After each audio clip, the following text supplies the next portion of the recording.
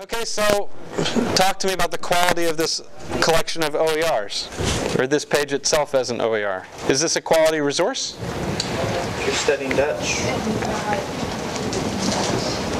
Stephen, how much are you going to learn from this resource? A little Dutch, maybe. I assume welcome means welcome. What is the quality of this OER? Not even learning Dutch.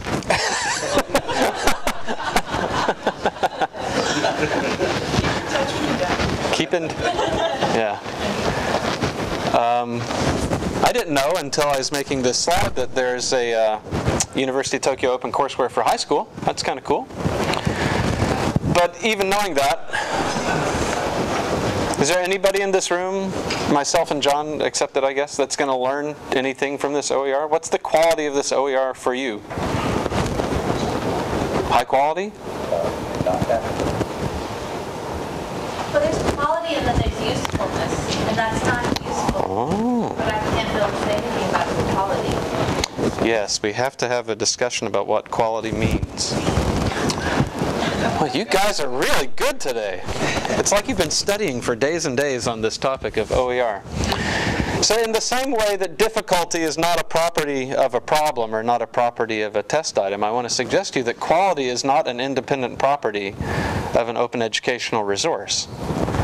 In the same way that a math problem is easy for one person and hard for another, a particular OER will be very high quality or very useful, or we can get into a discussion of what quality means. It'll be very much so for one person, not at all so for another, partly so for a third. I hope to convince you, if all I do in this conversation is convince you that quality is not an independent characteristic of an OER, then I'll have met my goal for the hour. It's just not. The idea of quality doesn't mean anything until the OER interfaces with a person that's trying to learn from it, use it, do something with it. At that point where they touch is where quality happens. And when you pull them apart again, nothing there. So I want to discuss for a few minutes two questions. First, is it possible to meaningfully evaluate an OER by itself? And second, what damage could we do by implementing and perpetuating simplified evaluation schemes on the assumption that quality is an independent characteristic of an OER? So let's talk about those questions for a few minutes. Arash is smiling at me. Lead away, Dr. Bissell. So I'd say yes and lots. Can we ask you to elaborate at all on your answer, please? So, I mean, my translation of meaningfully evaluate would be to incorporate everything you just pointed out, which is to say that any one judgment decontextualized is not useful. You need to know who's judging and what was the way and the point of that judgment. Mm-hmm. So it's unquestionably true that my fellow teacher of second graders in my school district, if he or she has an opinion of something, that I should probably pay attention, because assuming that you're also a second grade teacher. Yeah. And moreover, that for some reason we believe in some distance away from the exactly the same context would still be useful. So, but that requires. Speak louder. Sorry, I'm almost never accused of that. So, I'm just saying that we can include this information, contextual information. So we need to know not only who was doing the rating, but what was the context in which it was done. And then you, as the reviewer of the ratings, can decide whether that's meaningful to you, right? And that could be personal attributes. It could also be professional affiliations. It could be an organization. We already work that way. We trust one group or person more than another. We all have our own reasons for doing that. Maybe you can change your mind sometimes. But without that information, I completely agree that totally decontextualized random schemes like, 7 out of 70 people thought this was 5 stars. We really don't have any of that information. It is not helpful. Most sites overcome that because there's a common cultural basis there's a common perspective, a lens that everybody's looking at. So like if you go to a food site or something and they're evaluating restaurants, yeah, you have the same problem at some level, but chances are, right, if 67 out of 70 people gave it 5 stars, you can feel somewhat good about that restaurant because you're all kind of interested in exactly the same thing. Because I don't think it's central. John? As soon as you start talking about the value of an OER, your mind immediately goes to what purpose it was appropriated for. So there's a flash object or a video or something, and now you grab it and you're using it in a context. So I think without the context, meaningful evaluation is not possible. So back to your point earlier, the OER all by itself, I have no idea how good it is until it's applied somewhere. Okay. Other thoughts, either variations on these themes or dissenting views or alternatives? My thought is that depending on how specific or general an OER is, it can be used in more context successfully. So if it's something that's very specific, it could work very well for specific context, but not work in all other contexts. The more general OER could be used successfully across many cultures or grade levels and so forth. Your way is to characterize it as an OER is anything that's used, and the more it's used, the more useful it is. The learner-led orientation, that whoever they find useful will be in fact used. Whatever they find. Won't they have to use it?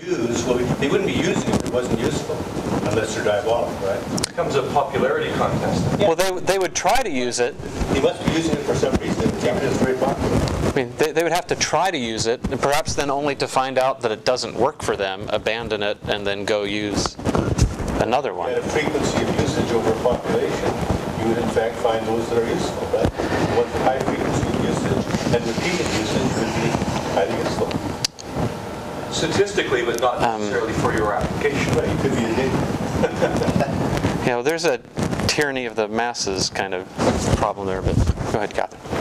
I wonder too I think the damage that could be done is simplified. We forget who the users are, and if we're just looking at who's using what, we forget who's not able to use, who's not using.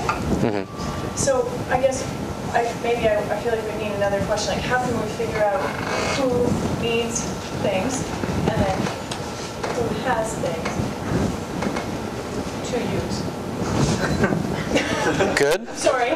This is very general. Well, I feel a dissertation coming out of that series of questions. Okay, over here in the back and then up here. Go ahead. Well, I think there's also, you're all talking about does it do what the user wants it to do, but it also has to do what the creator wanted it to do.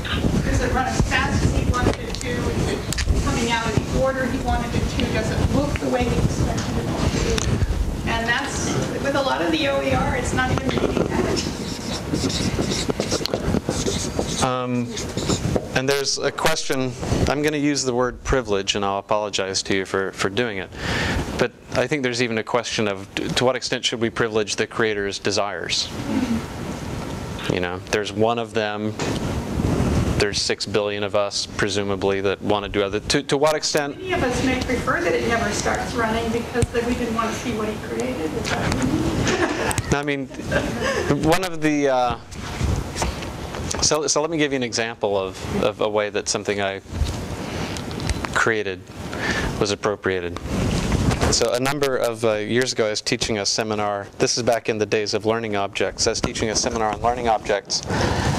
And the way I really wanted to design the seminar was I wanted to have about 8 people sit around a conference table and argue with each other. I wanted there to be somebody from the standards world. I wanted somebody from a for-profit educational content development company. I wanted somebody from a company that built software and an open source zealot. And I wanted all these people to sit around and just argue about topics related to learning objects, and educational researcher as well. And I wanted my students to kind of observe those and then be able to discuss them.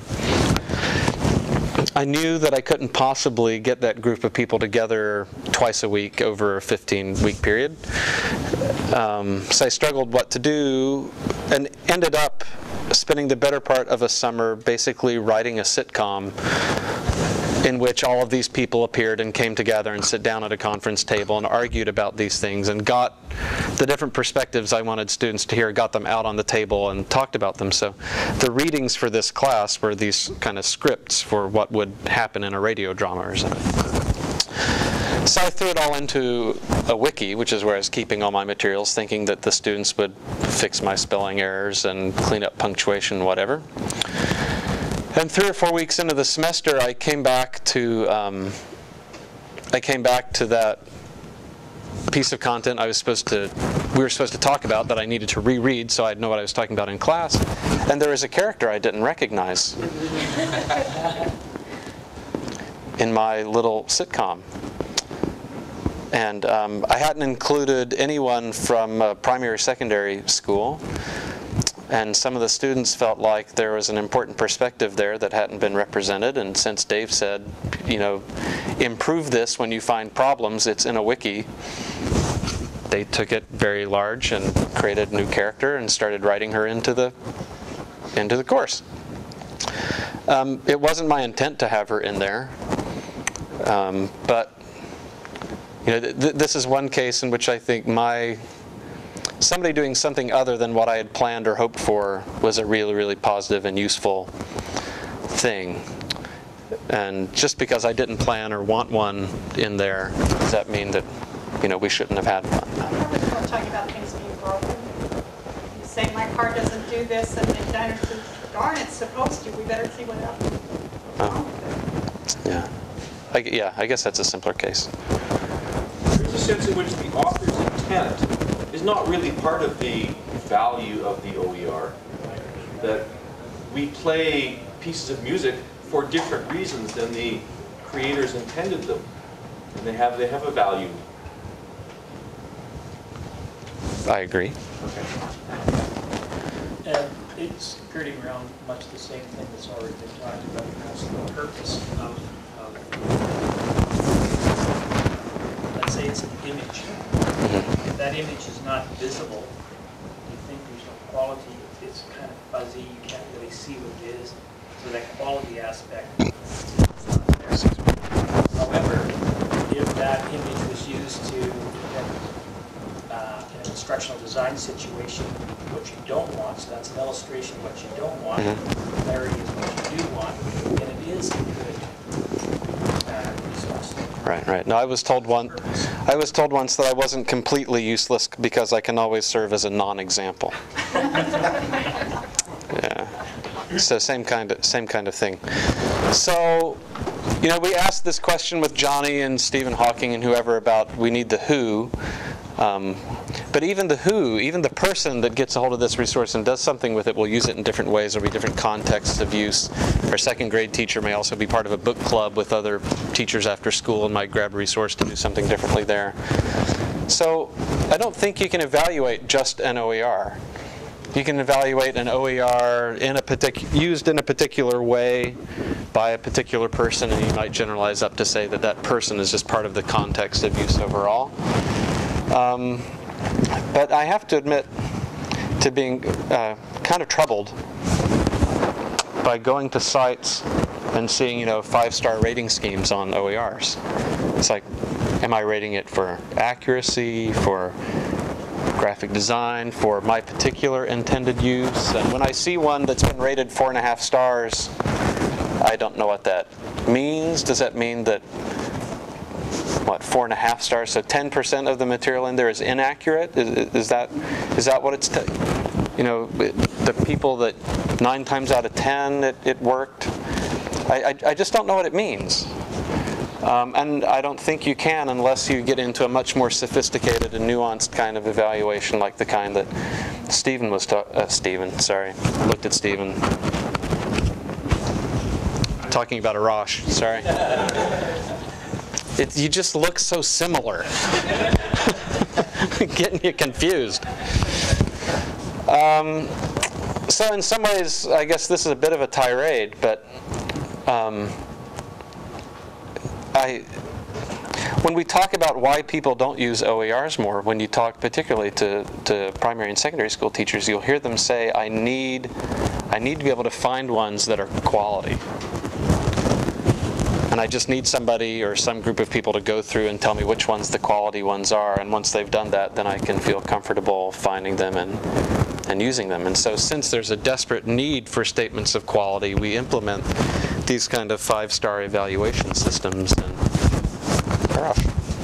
yeah, I wouldn't put all the blame just on those types of evaluation systems. The same problem arises even from, say, a certifying body that does some kind of massive evaluation and puts a stamp on it. You have the same issue as a user that's now looking at that resource, and that if you don't really understand what that is, right, even if it's not just a simple 5-star system, right, you may buy into the idea, ooh, this is high quality. You discover it is not according to your own criteria. You have no information to know that they were different. And then you just do a blanket brush on all such resources.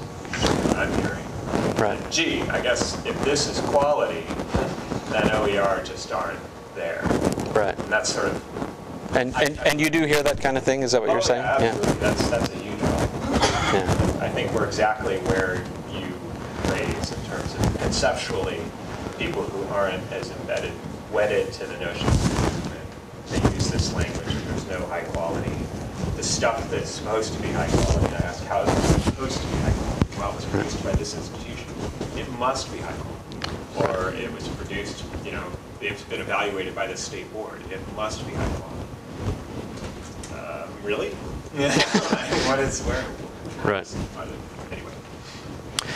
Yeah, so, Philip? I was wondering how, instead of using stars or having certified bodies, why not find out how many people are using your resource? Whether by the stars and the number of uses. It doesn't mean anything because paleoanthropology has 10 classes and English 1 has a million of classes. You're going to get a much bigger number for a more popular class or a more popular piece of work, but it doesn't mean that it's any better than the ones that were anthropology. Well, and the point was made earlier that just because it was used doesn't mean it was used successfully. And would they even bother to come back and complain? It's kind of all reminds me of reading the reviews on Amazon.com, which I do if I'm going to buy something, but I always have to remind myself that I'm probably reading the reviews of the two extremes. The people who loved it and the people who hated it. And I'm not getting the people like me that are in the middle, but they're at least helpful because usually people explain their context for their review. Yeah. And when they do, you can get the sense as to whether this is a person who's kind of like me or one who's kind of not like me. That's when they start to become pretty useful, the Amazon reviews. Review system. And I'm not saying that instead of stars we should do counts, or instead of counts we should do. There is no slide coming up in which I propose a solution to let's just cut right to that. You're all waiting for me to pull the cover off, but that's not what's going to happen. If you want to leave now, you're welcome. We're thinking in terms of resources that we might use. Would it be worth considering thinking in terms of resources that we might not use? So for example, if I came across a resource which was showing some sort of unsafe practice, or if I came across a resource that had some sort of scenario that was completely contrary to some of the values that my institution has, then I would not use that resource, for example. So a certain number I would evaluate as no, I don't want to use that. It reminds me, one of the few things I remember from a philosophy class I took in college was the little bit on epistemology we did. They said, sometimes you don't have to be right if you can just avoid being wrong. And on the face of it, those seem like the same thing, but they're not. So I think there's really something to that. It may be a lot easier to say, here's something that absolutely didn't work for me, then here's something that, because by the time you find something that it does, then you get into it and you go on and you never come back. I mean, one thing that I've seen in my own projects over and over again, whether it's OER, even before OER with learning objects in the National Science Digital Library collection, and setting up systems where we begged and pleaded and did anything we could do to get people just to come back and click on 1 to 5 stars. The percentage of people that would even go to that much trouble to give you any feedback is single digits, and maybe not even 1 digit. I mean, think about how many times a book is purchased and look at how many reviews there are on Amazon. That's the participation rate that we're generally looking at. There were some. Oh, now you didn't all have your hands up a minute ago. We'll just come across right to left. So, Stian. Well, OER is the granularity varies enormously, and I think it's different at different levels. So, for example, if we're talking a single picture on Flickr, I'm pretty sure every single picture on Flickr could conceivably be part of some kind of an educational, just as we said, it could be blurry, well, it's an example, sure. Right? At that point, it's not meaningful to talk about quality, it's meaningful to talk about findability. And so what we need is not say it's good or bad, we need tagging so that if I want a blurry picture in this resolution with this license, blah, blah, blah, I can find it. Right. It's the same for YouTube videos, and it's the same for all these kind of fragmented little pieces. Then when we go to kind of a higher level of abstraction and we say this is a course, or this is a long module in connections, or this is something that's actually has some context and has some intent really embedded within it, then it's more meaningful, I think, to talk about quality. And we still need to have all kinds of different qualities, but I think it's meaningful to separate between those two levels. I think it is, although I'd be curious to hear your thoughts or other people's thoughts. The people that I've talked to who talk to me about quality of OERs talk about quality exclusively in the context of findability. I need some kind of quality rating so that I can find I want to find the good one. I want to find the one that's going to work for me, and that's the only way I ever hear them talk about quality. Is there another way that it's talked about? And then before we come back into our ring around here. My pictures are pretty good. Did you see Johnny? My husband always says, why on earth am I stuck in that right-hand corner? So, I don't know, I wouldn't tag my own pictures as being poor composition. People would tag their own pictures as being out of focus. So I'm not sure how that would... Yeah, no, well, we... Probably may not be the best judge of my own pictures. Well, you're a great judge of your own pictures for you, but it doesn't... You're a great judge of your pictures for other people like you.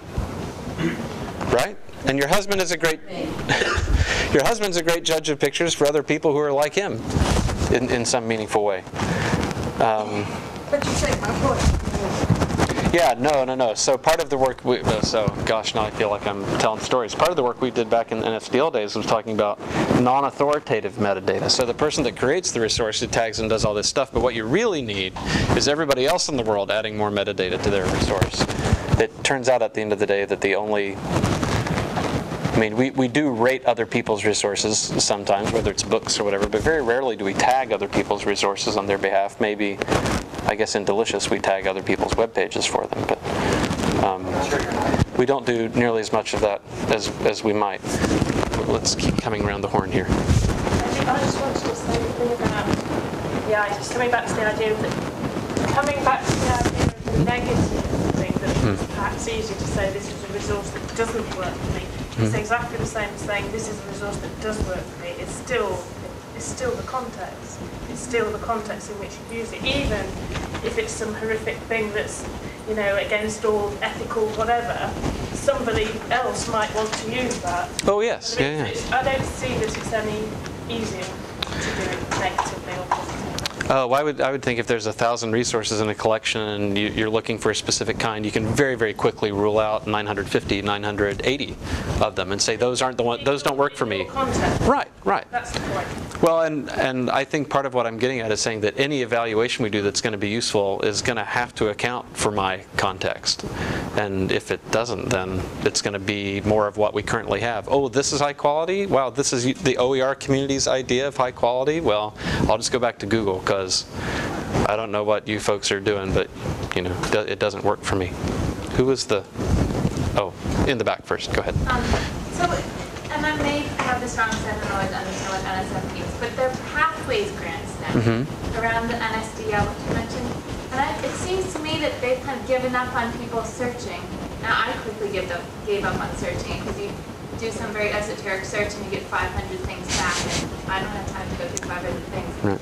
So their idea is to have people with some sort of authority create pathways through all of this, do the evaluation for the audience for which they're putting together their pathway. Right. And it seems like that might be a more meaningful way to put some sort of stamp of quality, because it ties the audience into it in a meaningful way.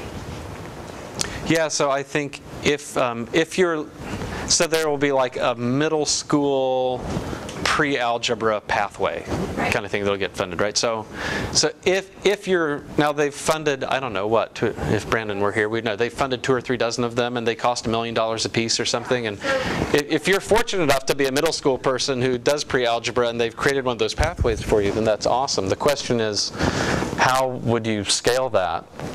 And that's still a way of having the community pretty coarse. Publish a pathway. So maybe I'm a middle school math teacher, and I went and bought and looking through all of those resources, and I found ones that work for me, and if there's some way that I can make that use of it, or that the use I made of it is somehow tagged, and people like me can follow.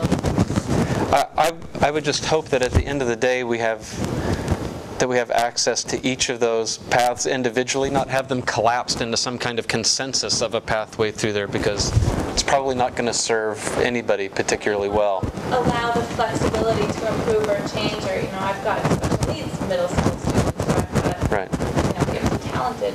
Really rural, or, you know, whatever it is. I agree. Value dimension, I've been a bit surprised as a newcomer to this group, not to hear discussed more, is the extent to which an open, available resource is promoting kinds of teaching and learning that are themselves open rather than closed. Sometimes, too often, I think, OERs are reinforcing closed modes of instruction, and it would seem to me not that hard to identify a set of features of more open learning and instruction philosophies, like our multiple perspectives presented, is conceptual variability across contexts demonstrated, and a long list I've been accumulating, so that, as I said in my presentation yesterday, the ironic outcome is avoided, in which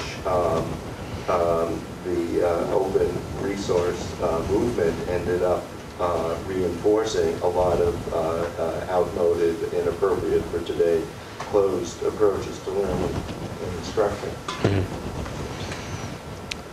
Yeah, I have a handful of responses to that, but it would take up all the rest of the time we have. But your point's well taken. Who was in that original group of folks around the arc here? Stephen, are you next? Okay. Or was Kevin? Well, that was the hope, that a bunch of you would forget and we'd just be able to skip over. You're not going to forget. Two things. The first thing, which I thought you highlighted rather nicely, is to poke a hole in the myth that there is an entity that we might call the quality of a resource. And basically what you've asserted, and I would agree with that, is that there is no such thing as the quality of a resource. But that said, now to my second point, there's a problem which may be a problem for you, less so for me. And that would stun me if it were the case, but there's always the other half. When the shoe drops. Take a resource, and while we may agree that the resource may not have a property known as quality, a resource, if it has any semantic properties at all, will have a property known as truth. And can we say accuracy? Well, oh, here we're going down the path. Okay, sorry. Go ahead. Keep going. Keep going. We'll call it truth. Yeah, accuracy is a specific connotation. The theories of truth, but you know, cash it out how you will, you're still going to end up with the same sort of problem. But I think it's worth teasing out that problem because it might give us a better handle on how to deal with quality as, if you will, an objective measure rather than a subjective measure. Can a resource be more or less true is a question that possibly we can answer on an objective basis. As I say, me as well to this perspective, I even something like what is the length of a resource, what is the size of a resource, what is the nature of a resource, all of these are more or less objective these resources. And so is there not some combination of such quality, of such properties of a resource that we can say constitute some sort of, maybe we won't use the word quality, but some sort of objective measure of the goodness of a resource. For example, objectively resources that are grammatically correct are better than resources that are not grammatically correct. Objectively resources that are isomorphic to reality are better than resources that are not isomorphic to reality. That's your accuracy.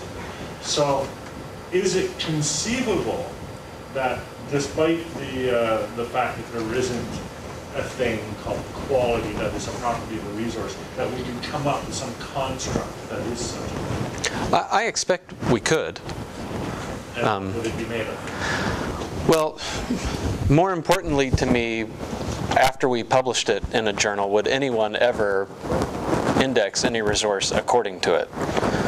And well, because they're objective qualities, presumably the machine measurable. Machine measurable? Like size. well, size, durations, I mean, a handful of those things are. And those things we already calculate automatically anyway, creation date.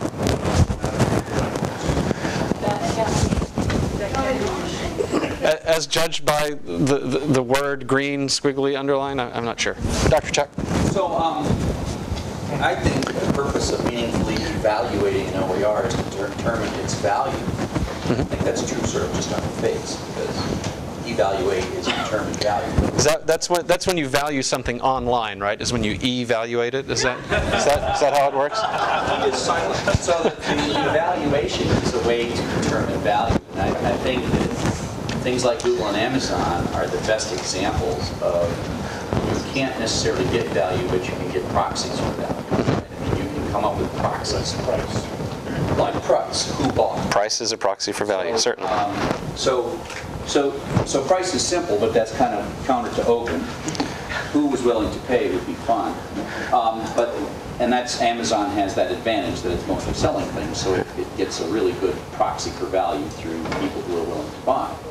But then if you kind of back off to Google, and just take a look at the essence of PageRank. Value is someone who bothered to edit a page and add an href in that page to that other page. Well, so does that mean it's a better page? Well, it does mean it was valuable enough for somebody to spend 3 minutes. It passed some threshold, right? Yeah. To do something about it. Right? And if you think of Amazon as well, you say, oh, well, someone who looked at this book ended up buying this other wireless router.